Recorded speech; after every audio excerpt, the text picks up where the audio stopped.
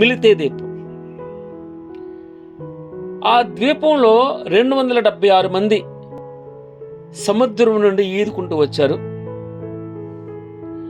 ఆ అనాగరికులు వీరికి చేసినటువంటి ఉపకారం అట అంత ఇంత కాదట, అంటే అమితంగా చేశారు.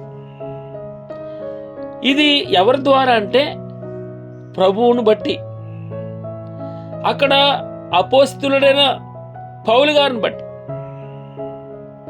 పరిశుద్ధాత్మను బట్టి వారు 276 మందికి చలి కాచుకోవడానికి మంట వేశారండి.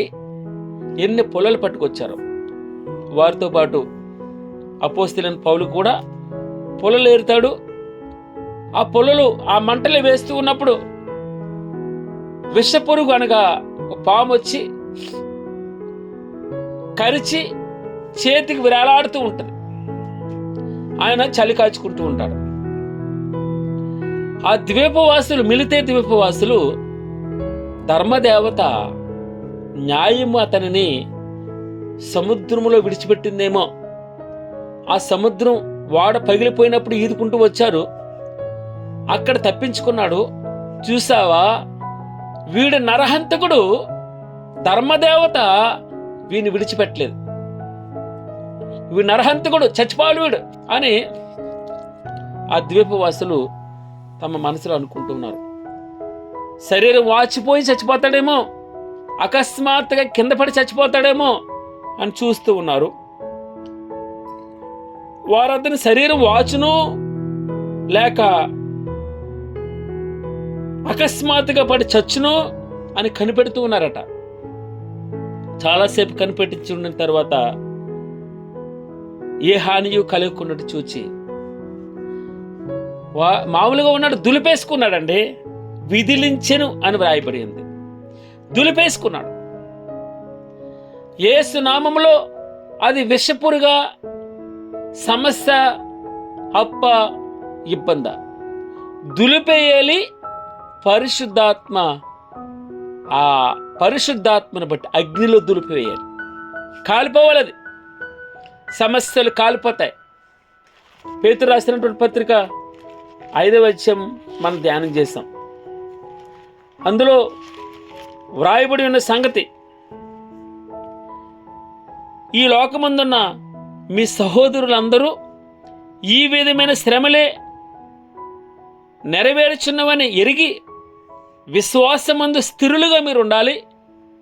ఇదిగో, నిబ్బరమైన బుద్ధి గలవారే మెలకువగా ఉండాలి. మీ విరోధి అయిన అపవాది గర్జించి సింహం వలె ఎవరిని మృంగుదునా అని వెదుకుచూ తిరుగుచున్నాడు. లోకముందున్న మీ సహోదరులందరూ ఈ విధమైన శ్రమలే నెరవేర్చున్నవని ఎరిగి విశ్వాసమందు స్థిరులై వారిని ఎదురించుడి. తన నిత్య మహిమకు క్రీస్తునందు మిమ్మల్ని పిలిచిన సర్వకృపానిదేగు దేవుడు కొంచెము కాలం మీరు శ్రమపడిన పిమ్మట తానే మిమ్మల్ని పూర్ణులనుగా చేసి స్థిరపరిచి బలపరుస్తాడట. యుగ యుగములకు ప్రభావము ఆయనకు కలుగునుగాకని విన్నాం. తర్వాత ఆ మిలితేనే ద్వీపములో పోప్లే అనే ముఖ్య నాయకుడు ఉన్నాడు. ఆయనకి చాలా భూములు ఉన్నాయి.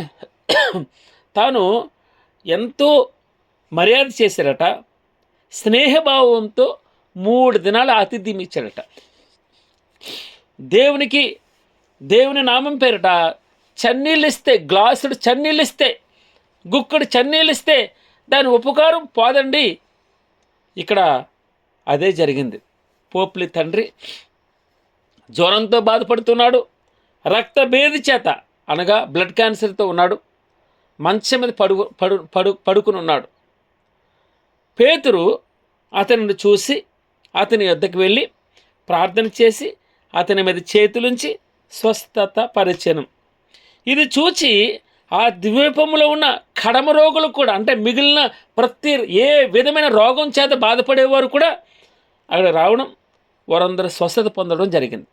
అంత మాత్రమే కాదు, మరి పౌలు గారు తనతో కూడా 276 మంది ఉన్నారు. వారు మరలా వెనక్కి వాడ ప్రయాణం చేయాలి. వారికట వారు అనేక సత్కార్యములతో మర్యాద చేశారట. ఓడవెక్కి వెళ్ళేటప్పుడు కావలసిన వస్తువులను తెచ్చి ఓడలో ఉంచారటండి. ఇది లెక్క. దేవుని నామమునకు మహిమ కలుగును గాక.